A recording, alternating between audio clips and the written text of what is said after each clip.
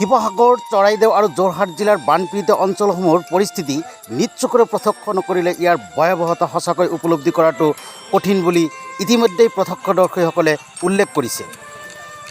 আজমল ফাউণ্ডেশ্যনৰ প্ৰধান বদৰুদ্দিন আজমলৰ মহান কৰ্মৰ যি প্ৰতিফলন, সেই প্ৰতিফলন জমিয়ত উলামা হিন্দৰ সহযোগত শিৱসাগৰ জিলাৰ অতিকৈ দুৰ্গম আৰু যোগাযোগ বিচ্ছিন্ন তামুলীপুখুৰী ৰবিগাঁৱত প্ৰাক্তন আমচুৰ সভাপতি তথা AIUDFৰ নেতা ৰেজাউল কৰিম চৰকাৰে 150টা বানপীড়িত পৰিয়ালৰ মাজত সাহায্য বিতৰণ কৰি এই মন্তব্য কৰিছে।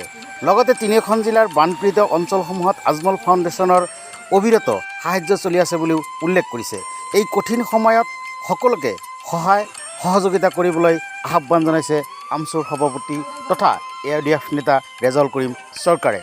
কাৰণ ইতিমধ্যে তিনিখন জিলাত যি এক ভয়াৱহ বানপানীৰ সৃষ্টি হৈছে, বদৰুদ্দিন আজমলকে আদি কৰি বিভিন্নজন ব্যক্তিয়ে দান বৰঙণি দিয়া পৰিলক্ষিত হৈছে আৰু এয়া সঁচাকৈ এক মানৱীয় কাম বুলি বিভিন্ন মহলে চৰ্চিত হৈছে। কাৰণ বন্যাৰ্থসকলক এই সময়ত জাতি ধৰ্ম সকলো পৰিহাৰ কৰি পেলাই মানৱীয় দৃষ্টিৰে সহায় সহযোগিতা কৰিবলৈ আহ্বান জনাইছে। চাওক APC নিউজৰ এক প্ৰতিবেদন।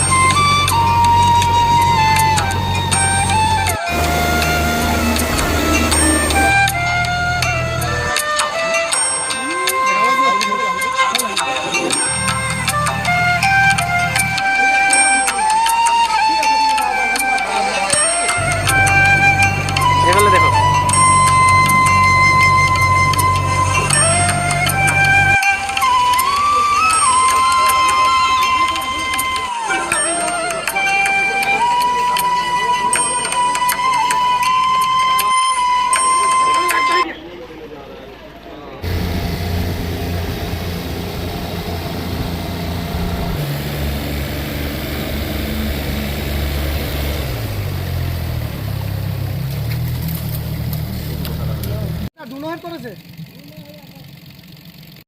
জিগোখানে एक्चुअली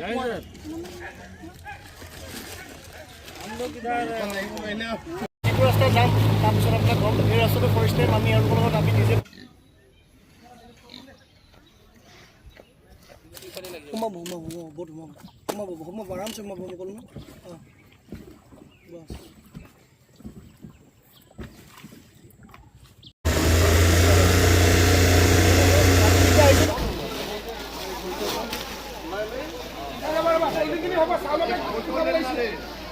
বাছ আৰু এখন আহিব নহয় হেৰি কৰিম ন।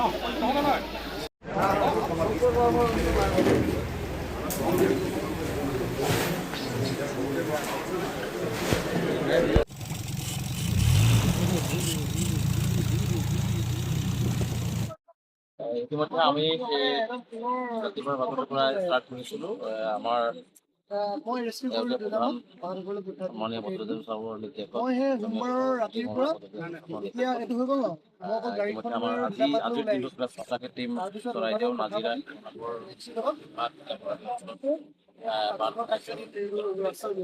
আৰু আজি আমি অতি দুৰ্গম এলেকাত ৰবিগাঁৱত আমি অভাৱ মানুহ যাবলৈ ৰাস্তা ঘাট নাই, হয়তো SDRF বা NDRF পৰা সহযোগত যাব নোৱাৰে।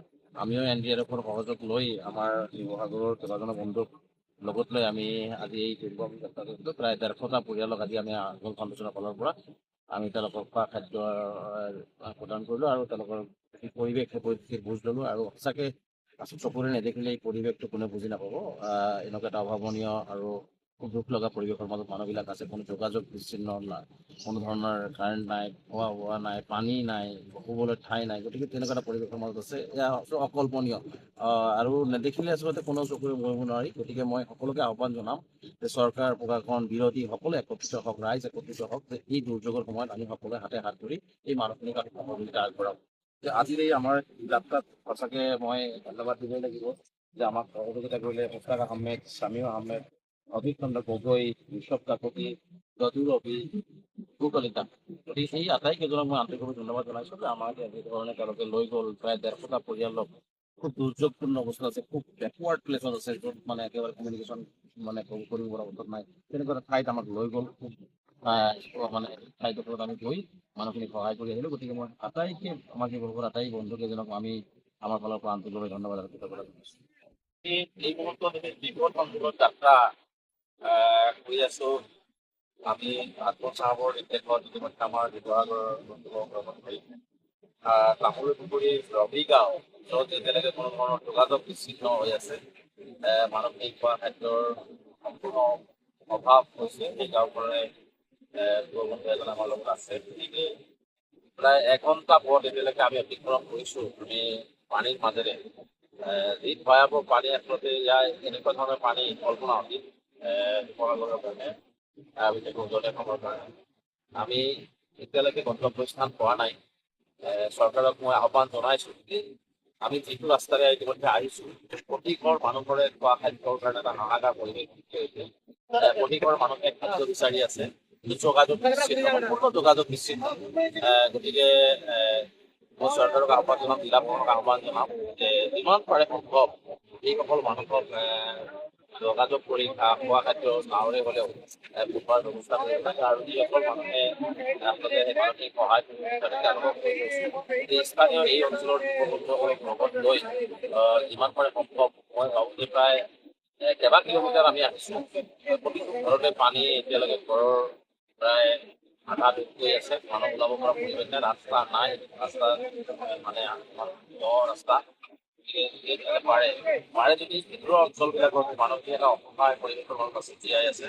গতিকে এই অসহায় মানসিক আত্মআত্মনি আপোনালোকে অঞ্চলবিলাকত য'ত প্ৰশাসন ঢুকি পোৱা নাই বা সম্পূৰ্ণ ব্যাহত হৈ পৰিছে বা যদিও যোগাযোগ হৈ আছে এনেকুৱা ধৰণৰ পোৱা নাই বা মানুহখিনিও ইয়াত আহিবলৈ ই কৰা নাই। তেনেকুৱা ভাবোঁ বহুত যুৱবন্ধু শিৱসাগৰ অঞ্চলত প্ৰাৰ্থী আছে যে তেওঁলোকে সহায় কৰি আছে। সেই তেখেতসকলক লগত লৈ এই দুৰ্গম অঞ্চলবিলাক পৰিদৰ্শন কৰি এই দুৰ্গম অঞ্চলবিলাকত মই খোৱা খাদ্য আৰু ঔষধ খোৱা পানী এই ধৰণৰ বস্তুবিলাক অলপ যোগান ধৰাৰ কাৰণে মই আহ্বান জনাইছোঁ। গতিকে আমি যিমান পাৰোঁ সম্ভৱ আজি আহিছোঁ। আমিও ৰাতি কথা পাতি নিশ্চিতভাৱে যে আমিও যিমান পাৰোঁ সম্ভৱ, যিহেতু কোনোবা ঠাইত পানী শুকাইছে, গাড়ী যোৱাৰ ব্যৱস্থা আছে, গাড়ী যাব পাৰে, কিন্তু ইয়াত গাড়ী নাওতো অহাৰ পৰিৱেশ তেনেকুৱা নাই, তেনেকুৱা পানী আছে। গতিকে গাড়ীটো অহাৰ দূৰৰে কথা। গতিকে যেনেকৈ পাৰে নাও গৈ প্ৰশাসনৰ সহায় লৈ হ'লেও আমি চেষ্টা কৰি এই অঞ্চলবিলাকত আমি যিমান পাৰোঁ সম্ভৱ আমি এই মানুহক সহায় কৰাৰ কাৰণে। গতিকে আমি মই আমাৰ সন্মানীয় প্ৰতাপ ডাঙৰীয়াৰ লগতে আমাৰ শিৱসাগৰৰ যিসকল টিমে কাম কৰি আছে, ফাউণ্ডেশ্যনেৰে হওক, সমাজৰ ফালৰ পৰা হওক, মণ্ডলৰ ফালৰ পৰা যিসকলে কাম কৰি তেওঁলোকৰ লগত নিশ্চিতভাৱে কথা পাতি যে এই দুৰ্গত অঞ্চলবিলাকত আৰু অধিক সহায়ৰ প্ৰয়োজন আছে। এই সহায়খিনি নিশ্চিতভাৱে কৰিব লাগিব আৰু আমি নিশ্চিতভাৱে সহায়খিনি কৰিম।